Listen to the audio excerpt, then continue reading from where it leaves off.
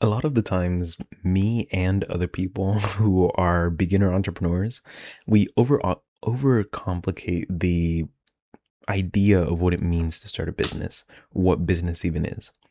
So I kind of want to break down exactly what it is that I have interpreted business to be in the simplest sense. And this kind of comes from a Sam Ovens video. So Sam Ovens, if you don't know, is the co-founder of School. He also co-founded like consulting.com and a lot of other cool businesses. Um, but he breaks it down so simply. And I kind of want to break that down just for myself, but also for anyone else that might be considering like starting a business or is in a headspace where it's like, I want to start a business, but it's like so complicated and there's so many different things to like learn and this niche and this outreach method and don't do this, but do this. And it's like, it's a whole thing. So this is how I would break it down very simply for myself, and how I would break it down for somebody else through what I learned from Sam Evans. But it kind of goes like this. There are three parts to starting a business, right? First one is you pick a niche. So you pick a group of people that you're interested in helping, helping out. So one of the best ways of picking a niche is like if you have industry experience. So let's say that like I had experience in real estate, right? It's like it makes sense for me to pick the niche of real estate because I kind of understand how the market works. I kind of understand, the process. I kind of understand like agents and sellers and buyers and the relationship between each one. And it's like the things that actually matter to those people. So it's like it makes sense for me to go into real estate, right? It makes sense to you, it makes sense for you to go into whatever niche you have background experience in. It's like in business, you want to use all your competitive advantages, right? So, like if you have a competitive advantage because you were in a particular industry before and you know all the pain points of the industry, it's like, yeah, just go into that. It makes very logical sense. You will be able to shortcut your path and your kerning and your learning curve. So, you might as well. So, that's number one is pick your niche. The second one is talk to them, right? It's like actually get in front of people and talk to them. And one of the things that you can ask them is like, what's the most painful part of your day? What keeps you up at night? What are you stressed about? And really try and understand their problems and make sure that it's like widespread within the niche. So you would contact like many different people and keep asking them, what exactly are you struggling with? What is your problem? And I'll get into like the third part soon, but one of the things that a lot of people do is like they'll pick their niche and then they'll start automatically building the solution before validating it with their niche and with their demographic. And unfortunately, that doesn't work out most of the times simply because like you can put in an insane amount of effort into building your first prototype or your first actual like MVP or minimum viable product. And what you end up realizing is like most people, it it's nice to have, but it's not like, and it's more of a vitamin and not a painkiller, right? And it's like you want to be the painkiller. You want to be like these people have a severe problem or like issue that they've been dealing with and it's very painful to them and their business and their growth. It's like you want to be the painkiller solution, not the vitamin that you don't want to be the nice to have. So you really have to talk to these people and you really have to like understand, okay, what kind of like issues are you struggling with? And, like, what is that worth to you to have it solved? So it's like for realtors, the biggest thing that they will always struggle with is like having qualified leads. People that want to sell their house, people that want to buy homes, they need pretty good leads. So if I talk to enough realtors and I ask like, what's the most painful part of your day? Or like, what are you always so stressed out about? And if the same theme keeps coming up, which is like, oh man, like marketing, like I'm having lots of trouble like getting people to want to sell their homes through me, or like the marketing expenses are really high or whatnot. It's like if I can get like 10 realtors in a row to say the same thing, then it's like I know I'm onto something, right? I know that there's a big pain there. But with big pain also comes big money, right? Because it's like if you have the solution to someone's pain that they're experiencing every single day, it's probably worth a lot for them to not have to feel that pain, right? And this is where you capitalize, but at the same time, you help your niche, you help your demographic. So then third one is your solution. to the problem is, the business idea. It's what you're selling.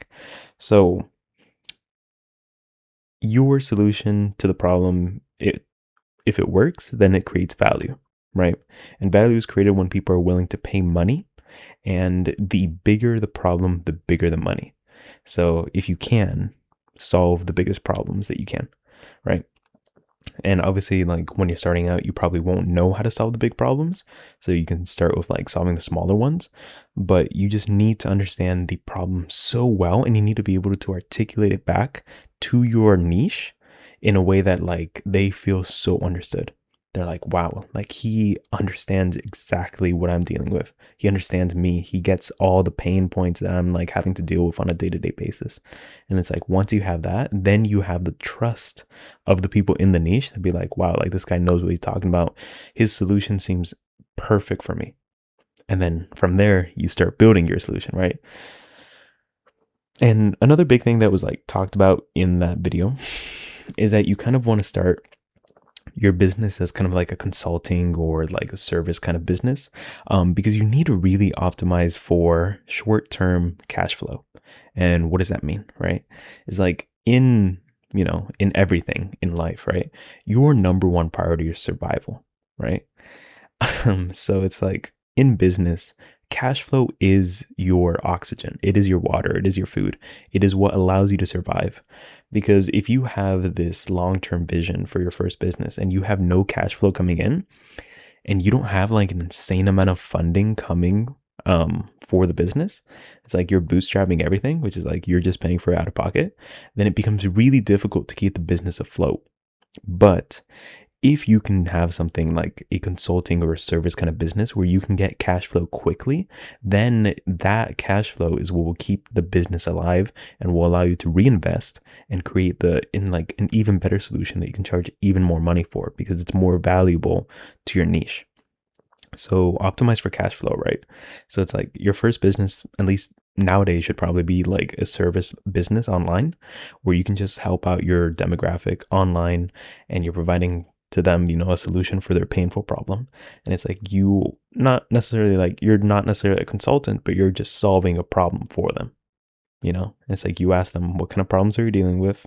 Figure out a solution, make sure that it's widespread, and then you just build it out for them. And it's like once cash flow is established, then you can set your eyes on like bigger horizons and bigger ambitions because like you don't want to be stuck solving smaller problems, like at some entrepreneurial stage, you probably want to be like solving the really big problems. And then, once you have cash flow in place, then you can start doing that. But there is this like really, really great quote from Sam Ovens, right? So he's like, as an entrepreneur, you can just sometimes get completely confused and surrounded by so much information and so many different opinions and so many different things to do. And it's kind of like you're in a blizzard. And if you imagine that you're in a blizzard, you're just surrounded by all the snow coming in everywhere. And you can't really see you can't really see. And this is the kind of feeling when you're an entrepreneur, right? So the best thing that you can do is you can go back to first principles and you can think, what is the problem and how can I solve it better? So it's like, if you're ever confused, right? It's like, who's my niche? What's their problem? How do I solve it better? That's literally the North Star. And it's like, when I first heard that, I was blown away at the simplicity of it. So it's like, you can go online and you could spend a lifetime trying to figure it out. Right? Like you could spend a lifetime in research mode trying to get the right, correct first draft, right? And you'll probably never do it. And that, like, I've been in that consumption trap for like a while, where it's just like, oh, let me watch the next video, right? Because the next YouTube video is probably going to teach me how to like solve the solution better. But it's like, I don't even know what I'm trying to optimize for. So it's like, yeah. Niche, problem, solution. Just pick any group of people that have money, the market's kind of growing, and their willingness to pay you to solve the painful problem. And then after you have your niche, then you just talk to them. Talk to them like humans. It's like, what are you experiencing that's painful? How can I help you? It's like, if you were to have a solution for this painful problem, would you pay for it?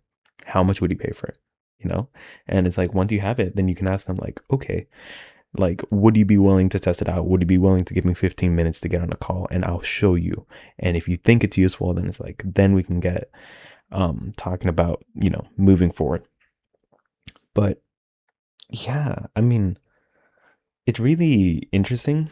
But when you boil it down to like those three steps, which is business, which is just niche, problem, solution, it becomes so much easier to just like not not have analysis paralysis, which is something that obviously like I struggled with for a very long time, and probably I'm still struggling with. But it's like, okay, that's a good framework. That's a good way to like see it.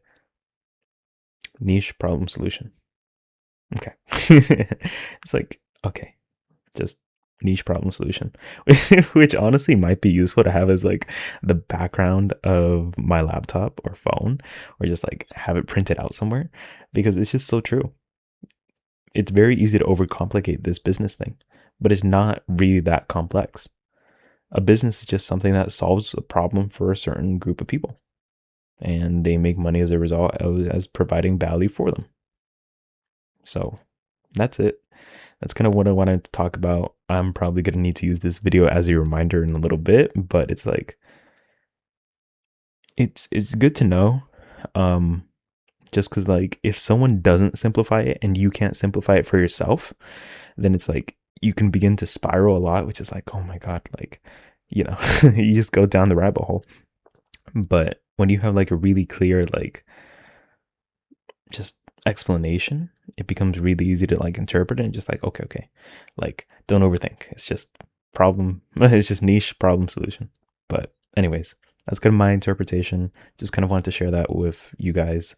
Thank you so much for watching, and yeah, no more overthinking, no more overcomplicating.